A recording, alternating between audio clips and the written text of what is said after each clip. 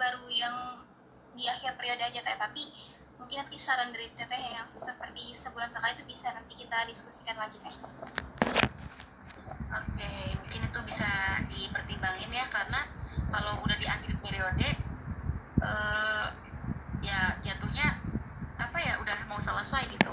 Baiknya setiap sebulan sekali teman-teman adakan evaluasi, jadi perbaikannya terus meningkat sampai akhir periode. Jadi teman-teman nanti di akhir periode cuma fokus ke survei kepuasan gitu. Tapi untuk survei kepuasannya langsung ya, setiap ada yang curhat langsung gitu atau gimana?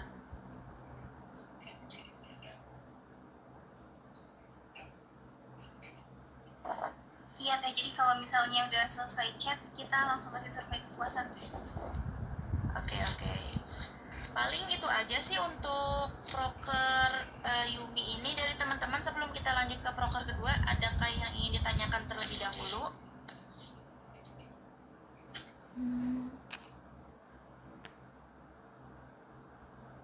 Izin Teh Putri mau nanya terkait yang tadi progres evaluasi Yumi ya. Kalau nanti di setiap bulan kan nanti ada rapat departemen ya Teh.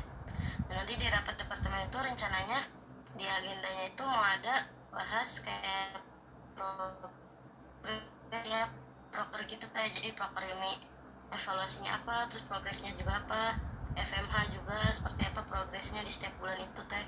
Mungkin itu aja sih Teh. Oke. Kalau misalkan memang sudah ada di agenda rapat departemen ya nggak apa-apa, justru bagus gitu ya. Jadi teman-teman terus follow up perkembangan prokernya gitu. Oke Putri, dari yang lain departemen konseling?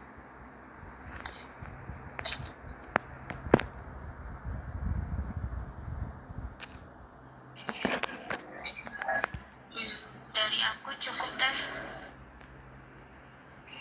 Oke, kalau yang lain juga cukup ya, mungkin ya.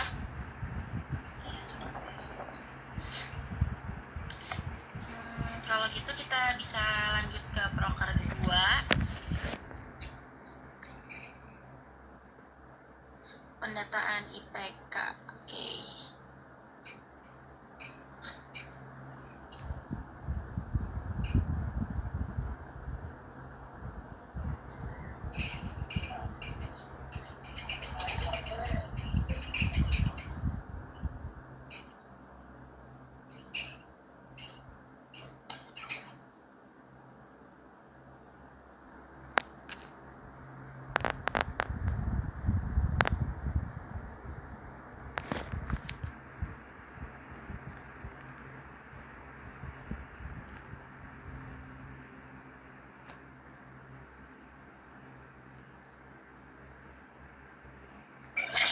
Teman-teman di bagian latar belakang paragraf kedua itu kan ada data mahasiswa Unsika yang mengalami penurunan ya.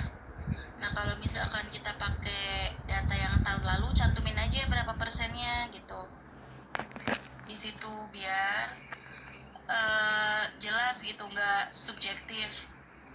Kita ada datanya gitu, ada data validnya. Jadi teman-teman di situ mungkin isinya diperbaiki sedikit. Terdapat beberapa mahasiswa kuliah Unsika yang berada pada kategori kuning berapa persen yang mengalami penurunan 2 semester berturut-turut maupun pada zona merah. Kalian ada datanya kan ya? Ada. Oke, kalau misalkan ada cantumin aja. Nah terus Putri, kemarin pendataan IPK ini ada survei kepuasannya nggak? Untuk survei kepuasan nggak ada Teh tahun kemarin. Oke.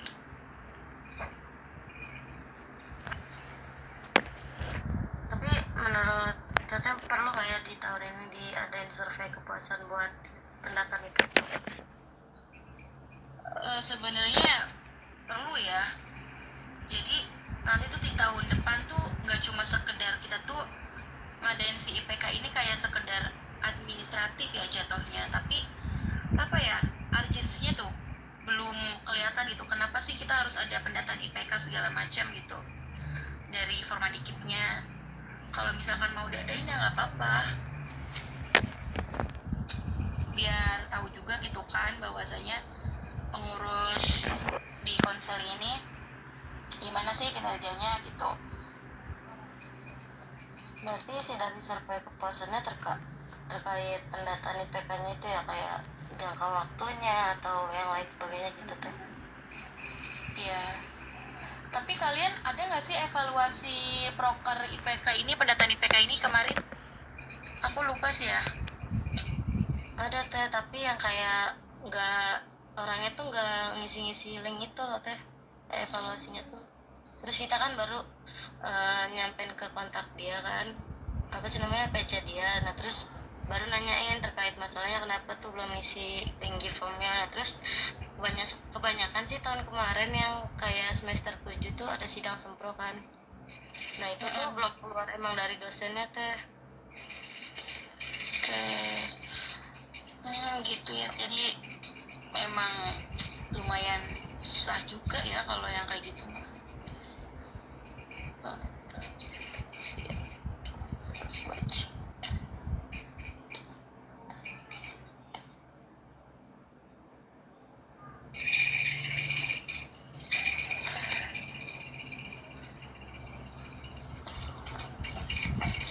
Paling di latar belakang ini sih belum ada apa namanya penjelasan keamanan data IPK-nya gitu.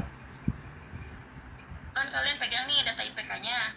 Kalau nggak dinarasiin aja, dideskripsiin bahwasanya keamanan data IPK yang kalian pegang tuh ya dijaga gitu kerahasiaannya, atau nggak semua orang bisa akses atau dipublikasikan gitu sih buat di latar belakangnya. Itu teh pas kemarin kan ada yang kayak nyaranin buat bikin surat komitmen gitu ya teh. Nah itu menurut teteh gimana teh? Kalau surat komitmen buat departemen konseling ini jaga kerahasiaannya gitu loh teh, terkait pendataan IPK. Bisa aja, justru malah itu tuh nanti kalian apa ya, ibaratnya tuh ada kredibilitasnya gitu, entah itu dengan pakai surat komitmen atau apa ya. Jadi kalian tuh bisa dipercaya lah ibaratnya gitu, gak cuma sekedar apa kasarnya tuh ngomong doang gitu, tapi ya ada bukti komitmennya gitu, ada surat tertulisnya gitu. Jadi sih kalau misalkan mau pakai boleh aja, malah bagus gitu. Nanti surat komitmennya itu dicantumin di mana? Kalau teman-teman pakai sebentar, surat komitmen.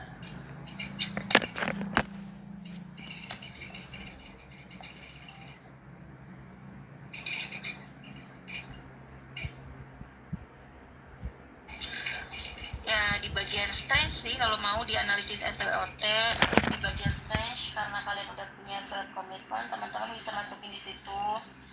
Dan kalau mau dimasukin ke latar belakang juga bisa gitu, karena teman-teman kan sebagai penyelenggara gitu, dan mewadahi gitu ya, mewadahi teman-teman mahasiswa KIP. Tapi paling penjelasannya nggak secara detail banget, dibikin ini aja ya, apa sih namanya, biar masuk ke latar belakang gitu. Paling masuk banget di ini sih, di bagian analisis SWOT, bagian strange. Oke teh.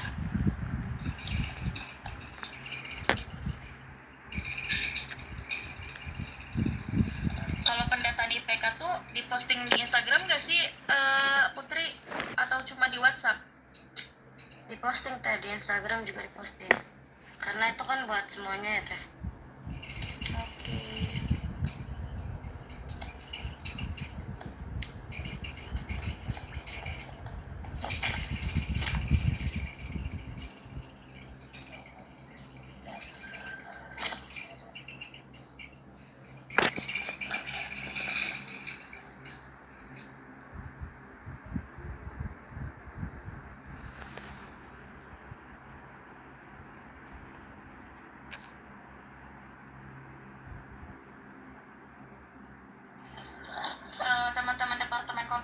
udah tahu belum mahasiswa KIP yang terkena zona merah, zona kuning gitu, mengalami penurunan tuh biasanya disebabkan karena apa aja gitu? Soalnya di sini teman-teman ada tujuan untuk melakukan motivasi atau pendampingan gitu terhadap mahasiswa yang terdata dalam zona merah gitu. Kan pasti kalau misalkan kasusnya beda-beda, pendampingannya pun beda-beda kan?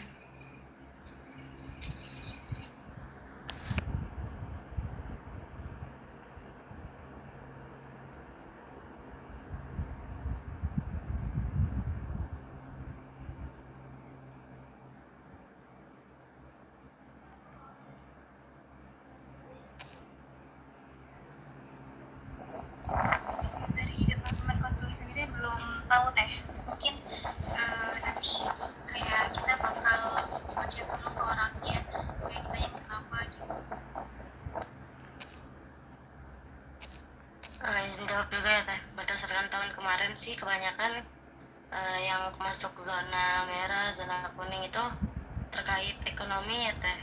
Jadi mereka tuh sambil kerja, ada yang sambil kerja gitu. Nah, terus paling ada juga yang kayak sakit, emang lagi sakit aja gitu teh, jadi dia nilainya turun. Itu aja sih yang Putri tahu dari tahun kemarin. Izin menambahkan teh. Boleh. Pengetahuan aku biasanya kalau orang-orang nilainya yang turun tuh karena ada faktor tertentu teh, kayak misal ada masalah di keluarganya. Masalahnya tuh bukan ekonomi doang, tapi mungkin masalah yang benar-benar keluarga gitu. Selain itu karena lingkungan juga, bisa jadi lingkungan kampusnya juga gitu teh. Pengetahuan aku gitu sih kalau ada yang nilainya turun. Oke. Berarti nanti departemen konseling di sini berperan sebagai motivasi dan pendampingannya itu lewat verbal kah atau pendampingan dalam faktor apa aja gitu? Chatan aja kah, memotivasi atau gimana? Izin menjawab teh, paling lewat chatting aja sih.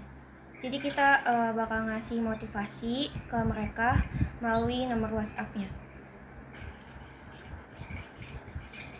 Oke, paling kalau misalkan memang secara chattingan gitu ya, teman-teman diksinya ini aja, diperhalus aja gitu.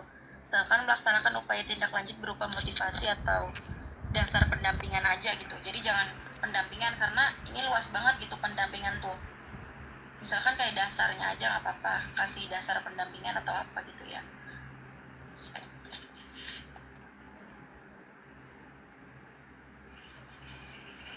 Sekretaris aman nggak?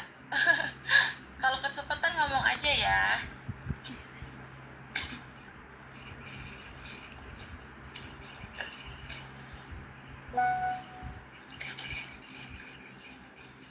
Maaf teh, aku mau nanya.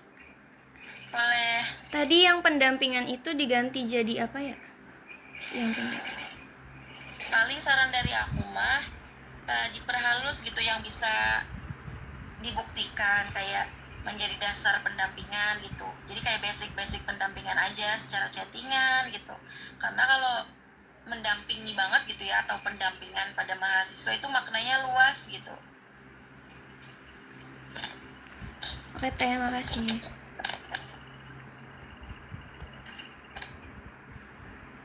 Suaraku berisik banget gak di situ?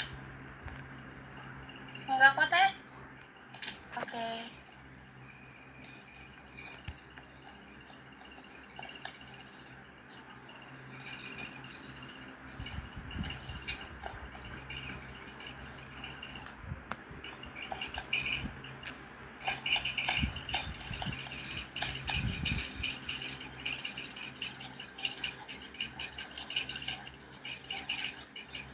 Mahasiswa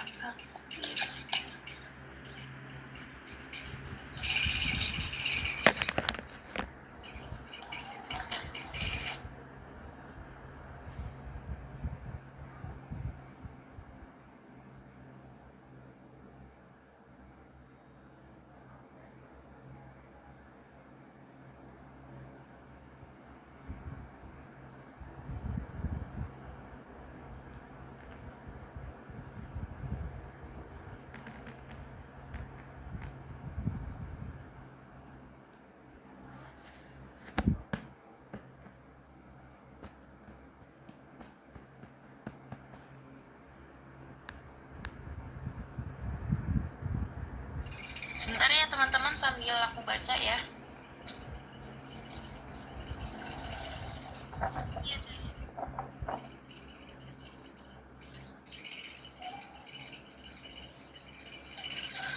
Putri, tapi sejauh ini kemarin ya, pas kemarin ada nggak mahasiswa yang benar-benar sampai nggak isi e-formnya?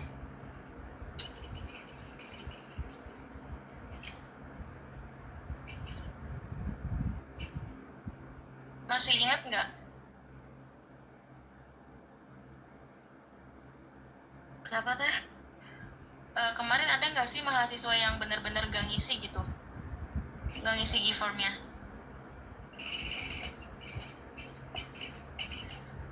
Buat yang gak ngisi form itu ada, tapi kita PC gitu lah teh orangnya, dan ingetin aja kalau harus isi form. Tapi setelah itu ngisi gitu, jadi nggak keisi semua kan?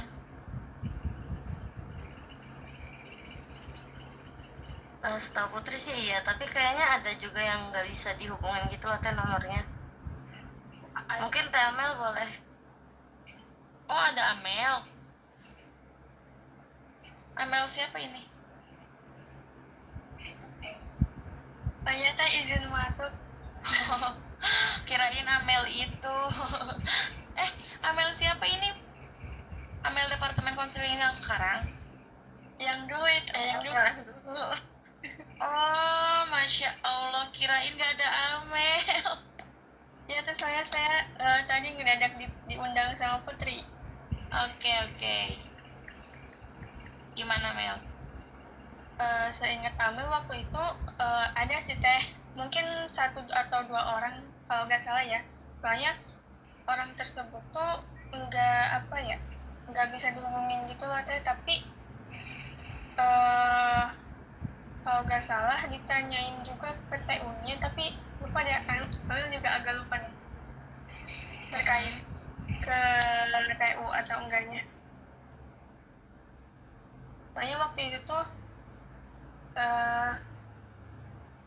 saya yang bertanggung jawab sepenuhnya di penataan IPK tuh kalau nggak salah. Yang cuti nggak sih teh? Yang ada yang cuti gitu. Oh iya, yang cuti kalau nggak salah. Sama ya cuman yang cuti doang ya Put, kalau nggak salah.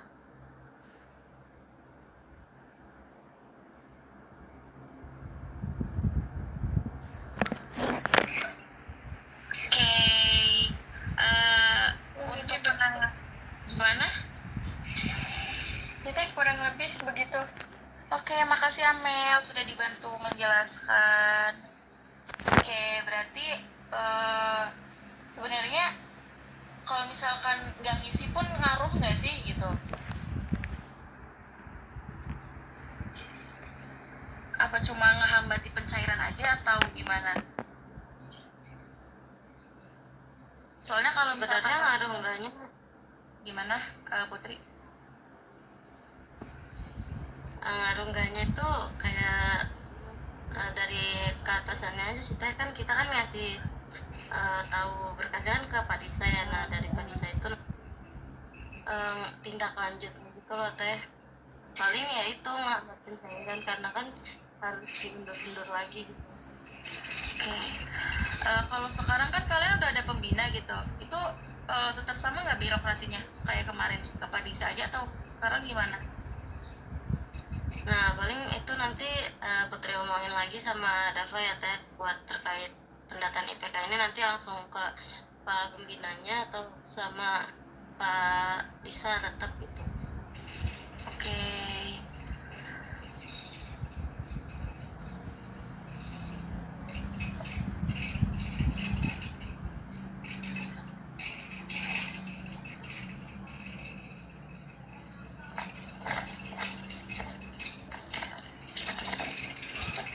Kalau yang pendataan IPK ini semua departemen ngedata atau cuma PIC aja? Cuman PJ aja teh, ada PJ-nya juga. Berapa orang di pendataan IPK? 5 orang. 5. Ya, Departemen konseling berapa anggotanya sekarang? 8 teh. 8. 5 di IPK, tadi 4 di Yumi ya? Iya teh. Jadi Oh, berarti kadet, ada yang double ya? iya. Jadi yang tabel itu kadetnya teh. Oh, kadepnya. Kalian ada berapa proker sih? 3 ya? Iya ada 3 teh. Iya teh. Oh, berarti rata-rata double job gitu, double PIC. Enggak, kalau yang FMH itu baru semuanya teh, semua anggota. Oh, oke oke.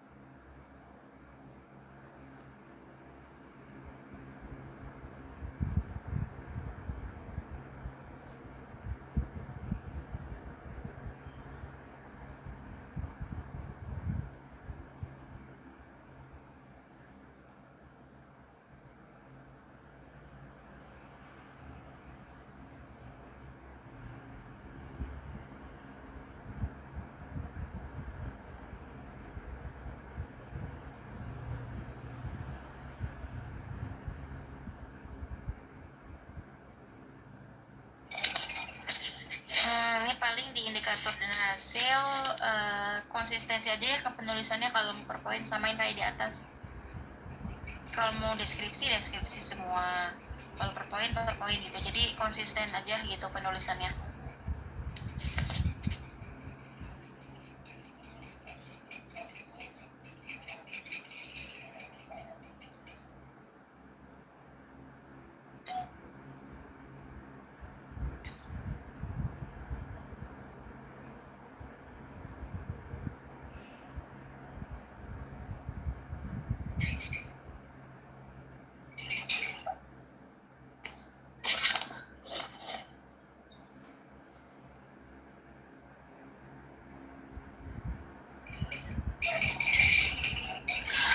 Kemarin tuh ada banyak nggak ya Putri yang kalian dampingi di zona merah, zona kuning, hijaunya gitu?